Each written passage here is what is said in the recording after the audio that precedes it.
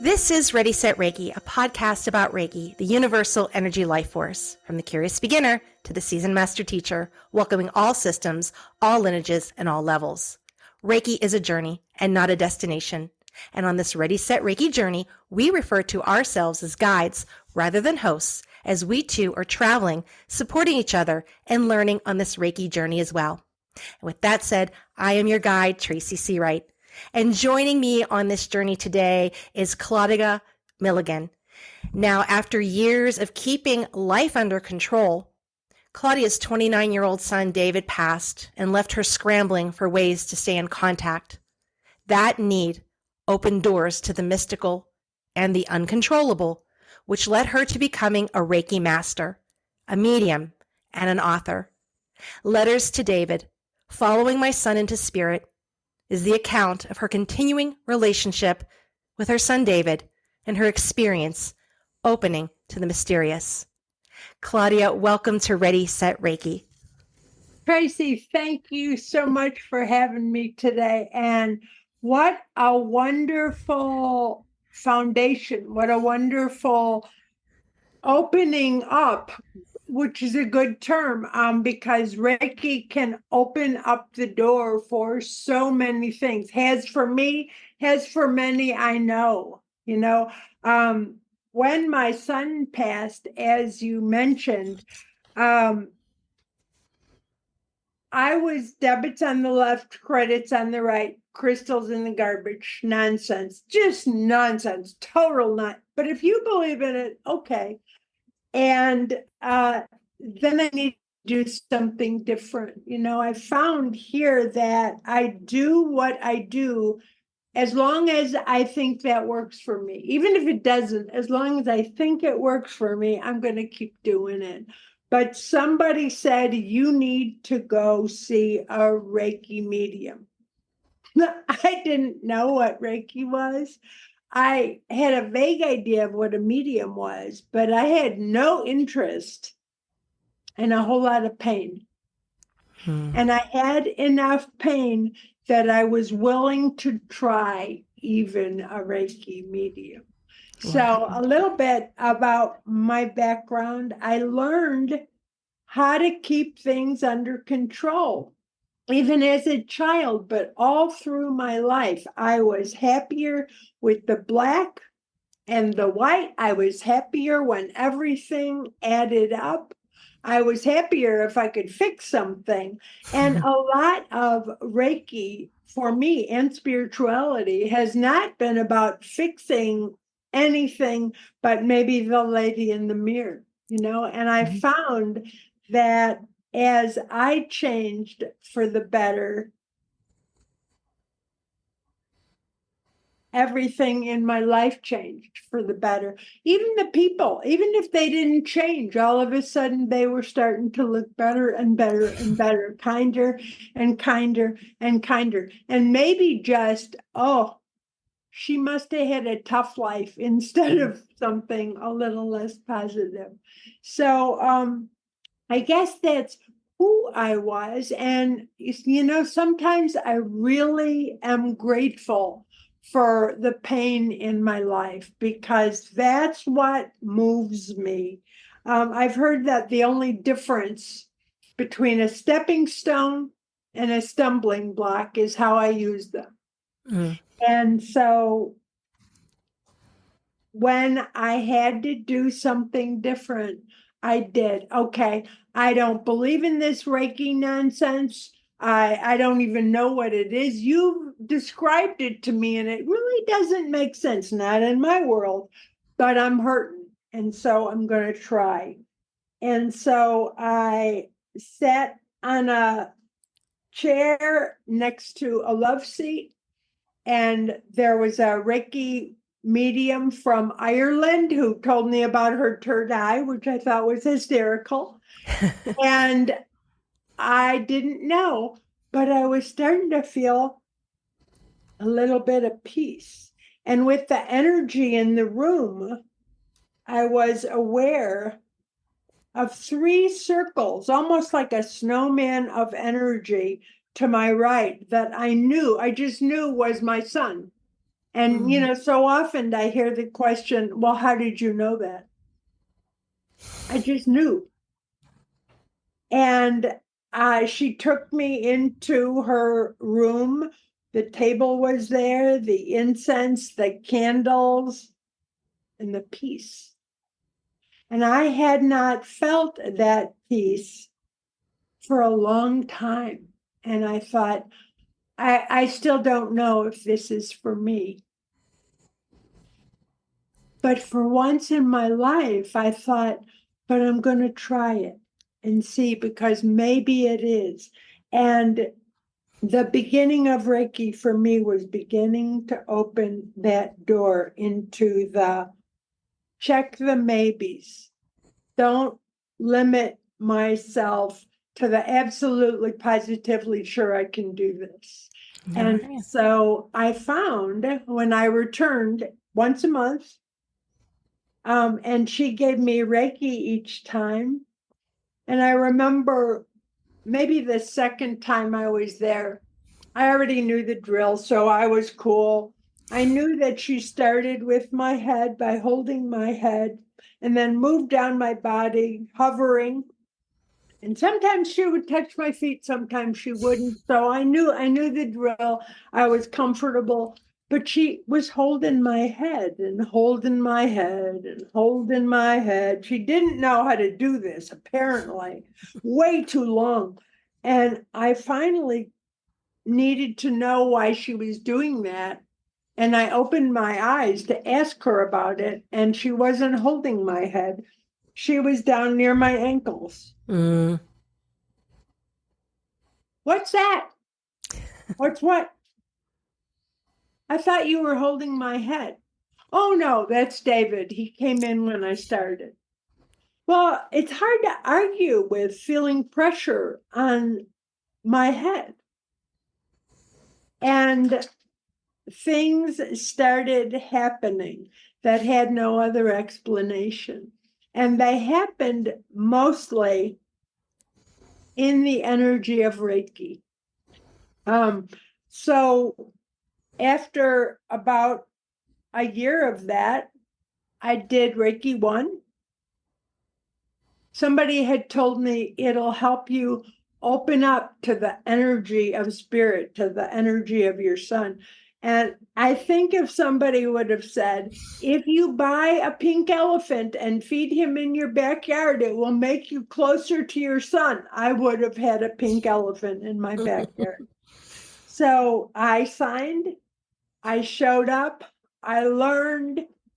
I think I did sort of smirk a little at first, but things started changing just a little bit.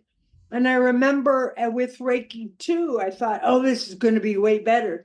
And it wasn't day 1. And I was like, didn't work. But I noticed that a couple or 3 days later, as I was doing Reiki on myself every day, that it seemed stronger, that I was going to different places. I went back to my Reiki medium for the master class, and she made it a full week of full days. And I learned so much about Usui, about honoring Reiki, about energy exchange. And I was enamored. And all of a sudden, I started opening doors, or better yet, I saw doors were opening that I know were opening before. Now I know, but I had never noticed them because they weren't the right color or shape or size. But I started noticing, and for each door I opened, there were doors behind it to choose from. So many doors. And what I found with Reiki, with energy work, with healing, with spirituality, the more I know, the more I don't know. And my curiosity continues, and my curiosity keeps me alive and well and happy and full of joy.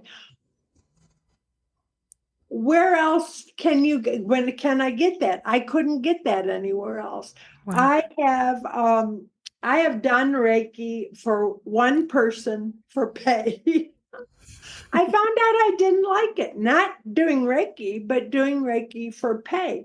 And yet my teachers would say, that's not good. You want to keep the value of Reiki up. You want to keep the energy exchange up. So what I have done, first of all, I do Reiki on myself every morning. I did Reiki a lot for other people as a exchange. I got practice, they got Reiki. And I remember the first time I walked around somebody sending energy, and I knew left knee, and I spent more time on her left knee. And when I was finished, she was in her 20s. I said, there's not anything going on with your left knee, is there? And she said, yeah, I was in an auto accident about 6 months ago, and my knee's been bothering me ever since. But it's weird. It's not bothering me. And I started to trust the energy of Reiki, just like I would begin to trust my own energy and begin to trust spirit. So that was huge for me. But I'm not interested today in teaching Reiki, not interested in Reiki for pay, but I incorporate it into my mediumship.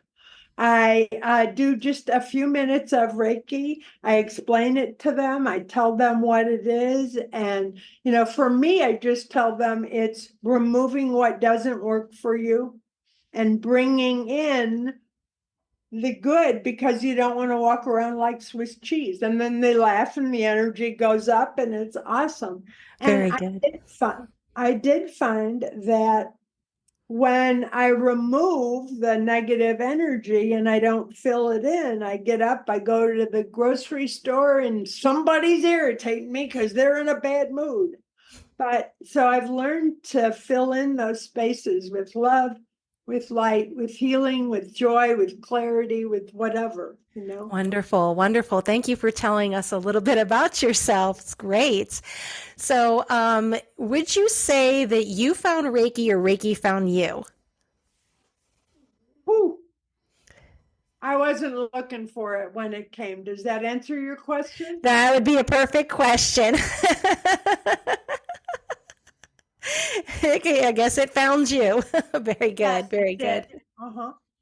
No, you're out there, you're giving Reiki to yourself, you're working with others here. What do you think a misconception is about the Reiki? What is a common one? Well, I will tell you that years before this, I had told a clergyman that I was going to look into yoga. And he said, oh, you don't want to get involved in that. And the danger was that my mind would be opened. Now, I don't know about you, but I think that's a good thing. Sure, sure. So I was scared off for a while, but opening my mind has been magic in my life. Wonderful, wonderful. So you're a part of helping people in their own healing journey. What has been the biggest challenge or struggle you have faced in your own healing journey? Unlearning. I didn't realize that over the years, there was so much I believed to be true and false. And, I had to learn to hold what I believed in an open hand, right? There's so much written in the books I'm reading today about beliefs. And I always thought, oh, it's good to have beliefs. But what they're talking about is those kinds of beliefs where you hold on to them so tight because grandma knows that they're true. Right, right, right. So, what do you wish your younger self knew about Reiki and mediumship, this profession that you're in? You know, I'm not sure I would change anything. Even though my path, my journey has been full of ruts and difficulties and confusion, I can really relate with people whose life has been full of ruts and difficulties and confusion. Henry Nouwen writes in The Wounded Healer, there's the person who says, oh, you're having a root canal. Oh, hope that goes well. And there's the person who goes, oh, I had one 2 years ago. And I want to talk to the one who knows. Yeah. The one who's been there. Right. Wonderful. Yeah. Because you could really have, great wealth of knowledge to share with that person, since you've gone down that journey and you've walked that path, and someone who is just starting on that journey to share and help them and to guide them through it. Yes. Yeah. Beautiful. And I've noticed that newcomers sometimes seem to have a better handle on how to communicate with newcomers, just because when we've been doing a modality, forever and ever and ever, we forget what it was like those first few days, weeks, Yes. months. Sure. Yeah. And it's just interesting, when you take that first step on your journey, what brought you there, whether it's grief or you were just exhausted, right? Or maybe you're just curious. And as you walk along the path, it's so wonderful to have people along the way to kind of help guide you and to show you and say that's an option. But yet you have the freedom to say, you know what, I see that path there, but I choose to do this path. So. Yeah. But I work with people with kids in spirit a lot. And one of the things I tell them is you've got a resource.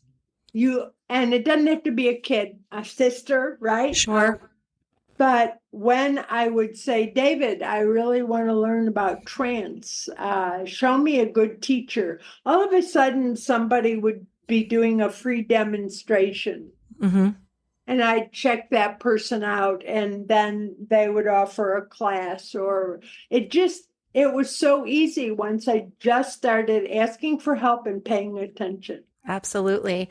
I know when my sister died, I actually knew she died before I got the phone call. It came in a dream.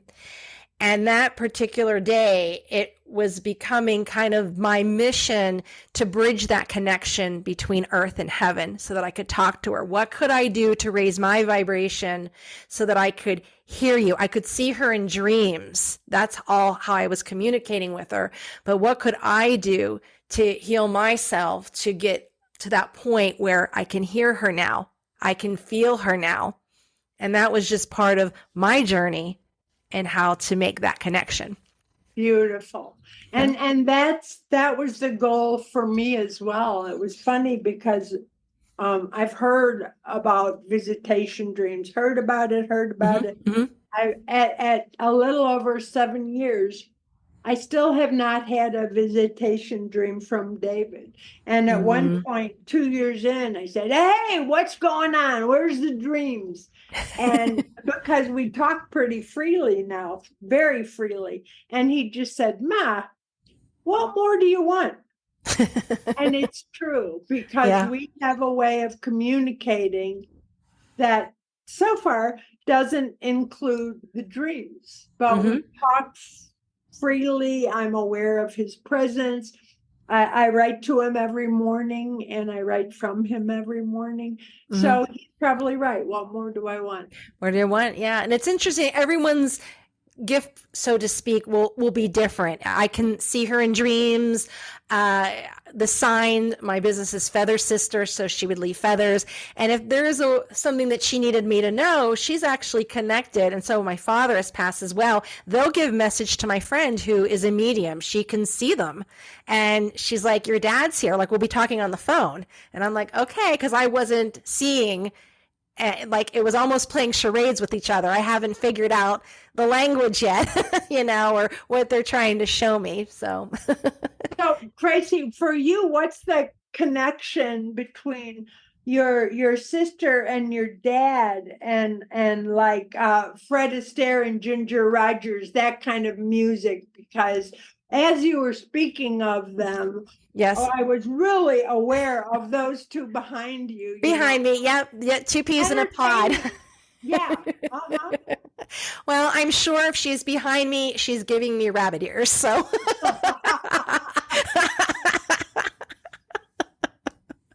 But it was the idea of the entertainment, And oh, yes. sometimes I think they are. They're just having fun and Oh, that's what they were. My dad was super funny. Yeah, super funny. He might even be doing the fingers too. So, bunny ears.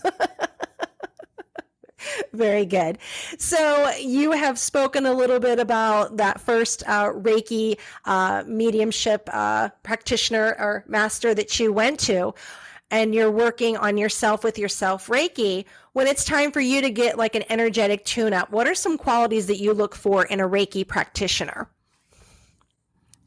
good energy above all, right? And it's getting so I can trust when I'm drawn to somebody,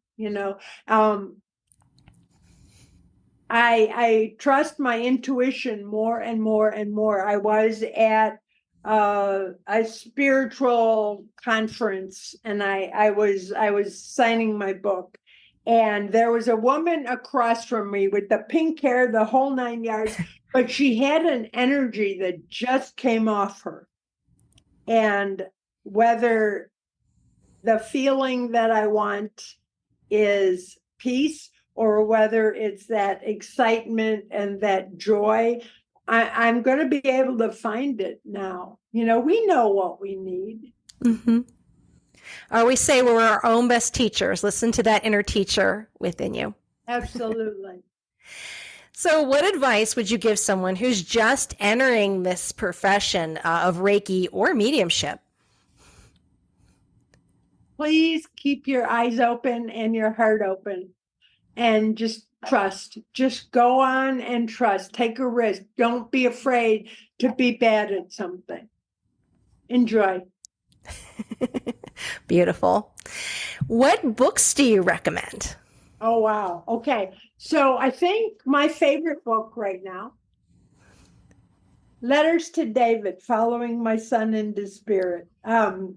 I wrote it with David, and at one point I asked David, because I didn't know his name was going to be smaller. David, is it okay if your name is smaller? He says, Mom, my name is in the title. But one of the things I like best about this book is that for resources, I basically said, well, I don't know what you need, so find your own thing. And somebody says, hold on a minute. If somebody likes your book, they're going to want to know how you got there. Okay. So I compromised with 7 pages of resources, mediums, podcasts, different things, but I've got like 2.5 pages of books. So some of the big ones, Pima Chodron, When Things Fall Apart, was huge for grief. Embraced by the Light was an early Reiki book by Betty Eady. Big Magic, Elizabeth Gilbert. And I found a lot of the books that really made a difference for me were not grief books per se. They were spirituality books. The Power of Your Subconscious Mind was one of the first ones that Reiki medium suggested, because I had no idea. When I showed up at her door, I thought I trusted what I saw and what I heard as reality, and I just read a book called Flatland. Flatland, Edwin Abbott, I think. Yes, Edwin Abbott.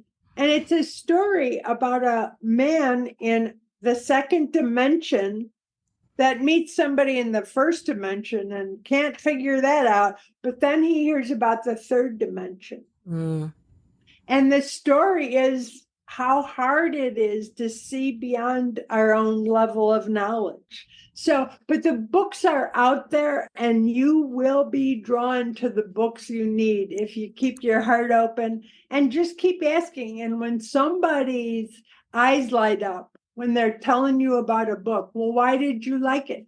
Get curious. Curiosity is huge for me. All right, beautiful. Thank you for sharing that. And we need to get that book to get the list of resources you put in there. So how wonderful, as you were writing the book, you and David thought about others to include that. Yeah, well, yeah, that's sort of what it was like. It took me a full year of writing letters to David before I pushed my chair away from my desk and said, "That is you, isn't it?" A full year. And Yeah.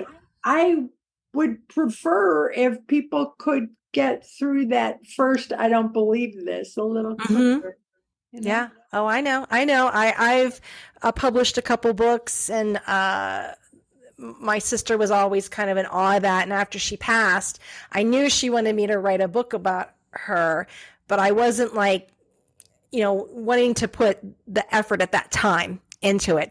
My stepmother, her mother was still alive. My dad was still alive at that time. Both have now passed. And I wasn't ready yet, but I remember kind of negotiating with her in a dream. How about a magazine article? How about an article?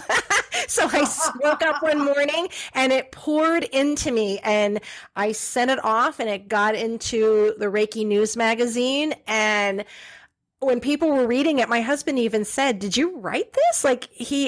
I couldn't even tell you what was in it. It just came right through me. So I believe it. I've had it where I was on a plane to Mexico, and I downloaded a whole article, but I know she still wants me to write that book. Well, my experience, but David wouldn't give up. Oh, she's knocking. She's going to my friend and saying, "Book time." I know she's there. I have her picture, and yep, I know for sure. Yeah. Beautiful. And it sounds like with her help, it'll be. It'll happen. Yes. I definitely have it on the list there, and, write parts here and there. So it's a process. So do you offer any services, sessions, classes?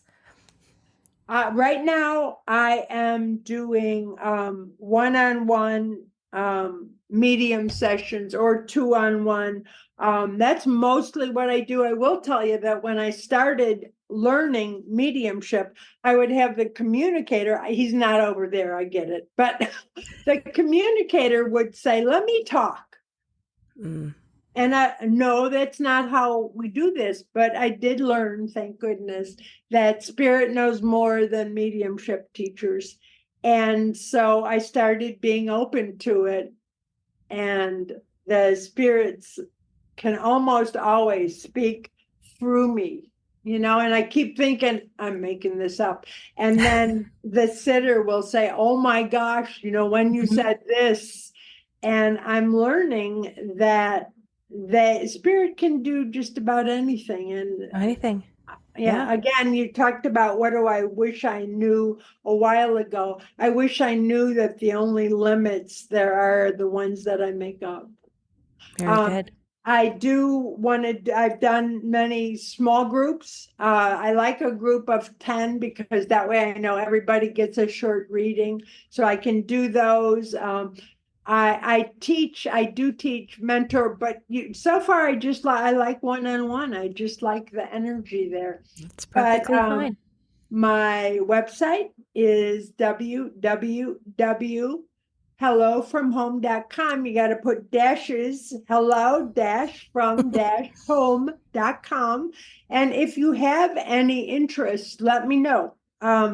Because I'm all about somebody not suffering, not struggling like I did. Right. Do you offer online or in person or both? Both. I have been doing mostly online. I'm just doing some in person, and I'm struggling with the recording of them, but we're figuring that. Okay. And where are you located for our listeners who may be in your area? I'm in Mesa, Arizona. So pretty centrally located in Mesa, if you know where that is. Wonderful. And we can find you on your website, correct? All the information? That's the place right now. You may have guessed technologically, I'm not born to be wild. Okay. Okay. All right. Very good. Well, Claudia, this ends the first part of our journey, and I'm going to continue on as your guide to the second part of our journey, which is the questions from social media and our Reiki students. So I get questions sent in based on your bio, and I narrow it down to 3 questions. So here we go. Now, you touched on this just a little bit ago as a book that you recommend, but if there's anything else you would like to mention about the book, can you tell me about your book, Letters to David, Following My Son into Spirit? Well, I can tell you that it really was written at least about half by David. First of all, the core of the book is the letters that we've been writing over the last 7 years, almost daily. And when I look at the earlier letters, there's a bird in the backyard. Is that you? That was sort of the depth of them, Mm-hmm. And I saw myself grow as I saw him grow in the later readings. Also, each section I've written a lead, and as I was writing the leads to one of the sections on maybe self-doubt and what's it like over there and apologies, and David says, well, let me write a lead. And so there's a lead from me and a lead from David for each of the sessions. And I've gotten such great responses from not just from parents, but from other people who have had the experience of losing the physical presence of one of those people they can't afford to lose. Yes. And how do we continue the connection, right? Yeah. It's just, you from the physical to the spiritual, but you're still maintaining that connection to each other, that relationship. Right. Number 2, this is our second question. What can I do to deepen my connection to be able to communicate with spirit?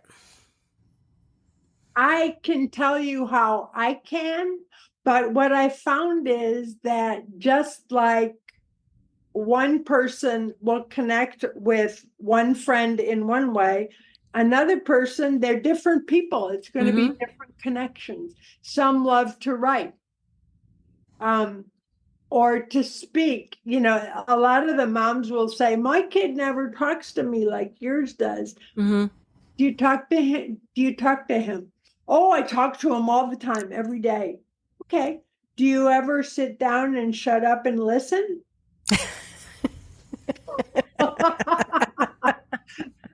I've never gotten an, oh, yes, I do. But yeah, I don't know about you, but if I'm not meditating, if I'm not learning to quiet myself down, I'm not going to hear the more subtle words of spirit.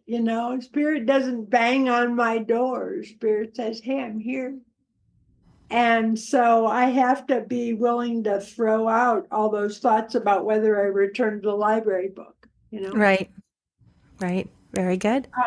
But different ways. The biggest thing, I think, is that I don't believe seeing is believing. I believe that believing is seeing. And a lot of times what gets in our way most often is that we don't think it can happen. Yeah. Yeah. And then just approach it, I think, is with childlike wonder. One of the things that my father, when he was on Earth, he collected coins and bills, and he just loved it. He was a big coin collector. And I'm here in El Paso, Texas, and at times we have the winds and the dust and everything, and these stone walls kind of for everybody's backyard. So I'm sitting in the back, I'm sitting with the dogs. It's not a very large backyard, and the wind blows. And it is a paper dollar bill that blows into the yard. And I pick it up, and the date on it was November 12th, was my father's birthday. Wow. And it was just, thank you, like just such excitement. Like I had won the lottery. Do you know what I mean? Like, what are the odds? Me sitting there, paper dollar bill, and I have it up by his picture there because I thought that was a gift he was giving me, and put it right by his picture. So you have to, even if you just play with the universe a little bit and ask for things. Like I asked my sister, like, send me a feather. And it was a week and I kept asking. And then I thought, fine, you're not listening to me. I'll shut up. And I was shadowing a student in a class. I was sitting next to him in an art class, and he was working on the project. Then all of a sudden, the art teacher comes over and said, here, try this. And she puts a plastic bin full of colorful feathers in front of me. I said, okay, I got it. Can I tell you my favorite feather story? Sure. So I would get a little bit of a skeptic. I would become a little bit of a skeptic. I was walking the dog outside. We're outside. Thinking of David, and I see this feather in front of me, but it wasn't good enough for me that day. And I said, listen, we're outside. There are birds outside. That's not good enough. You're going to have to do better. And over the next 3 days, on 3 separate occasions, I found 3 separate feathers right in the center of my kitchen. Mm. And they love to work with us. I also told early on, do you want more signs? Well, of course I want more signs. Well, if you get a feather, don't pick it up. And there's birds out here. It's not good enough. Be excited about it. I can't believe I got this right now and I needed it. Thank you so much. Because sometimes I forget their energy. They work on energy. Just like when I'm doing a reading or when I'm doing a gallery demonstration, I'll ask everybody to love on their loved ones in spirit, to love on each other, and the energy moves right up, and it becomes so much easier for spirit to meet the physical. Yeah, and I think people forget too, as Reiki practitioners and masters, you can send Reiki to heaven. Yeah. Send it to your animals that have crossed over the rainbow bridge, right? Send it to the archangels, send it to the angels. Yeah. And we can also send encouragement. My son passed by his own hand, and I do say, David, your last day was not all there was to you. You brought so much goodness to this earth, and you're still doing it, and you're important, and you're loved. Does he know that? Well, yeah, I would imagine he does, because he's been in spirit for a while. Yeah. But I think he still wants his mom to say it out loud, Yes. So we can encourage them. Yes, beautiful. So our third question and final question, how do you incorporate energy healing or Reiki into your mediumship? I always start with Reiki. I ask their permission. A lot of them haven't heard about it. So I explain it as, for me, it's like spirit is removing from you what doesn't work for you. And I always, tell them, I don't make up my mind about what needs to go. They do, and you and then they replace that mostly with light, with love, with goodness, with clarity. And so far I've had one person just sort of back up and say, oh no, thank you, But the thing is that it calms us, both of us. For all I know, it calms spirit. Yes. And it brings a positivity that makes for a good reading. Also, a lot of times, if I know that my sitter is troubled, I'll take out a little extra time. Would you be okay if I sent you some healing? Somewhat, and I will send them healing. I work with my meditation. I work with a higher energy, and they're just amazed that me sitting here, and they might be 5,000 miles away, but they feel lifted up. They feel that energy. Very good. Thank you for that. Well, that was our final question. Is there anything else that as we were talking that maybe you forgot, or if you feel called to share anything with our listeners, you can take the time right now to do that. Thank you. Sure. I just want to thank you for watching today. And I want to tell you what I've learned over the last 7 years, that there's no limits. That whatever you have come to know about spirit, about love, about life, about connection, about loss, be willing to see it differently, be willing to change your perspective, be willing to learn a little bit more, be curious, not only with the people around you, but with spirit. However you see them now, ask them to teach you, and they'll show up. Thank you. Wonderful. And I am sorry for your loss, but I'm so happy that you still have that connection with David, that he's so much still a part of your life. Big time. Yes. Thank you. All right. Thank you, Claudia, so much for joining me on this journey today. I really appreciate you taking the time out of your very busy schedule to join me today. It was a beautiful time. Thank you, Tracy. I appreciate Thank you. All right, my beautiful listeners, if you would like your question featured on the podcast, just reach out at www.readysetreiki.com. And maybe your question can be featured on the podcast.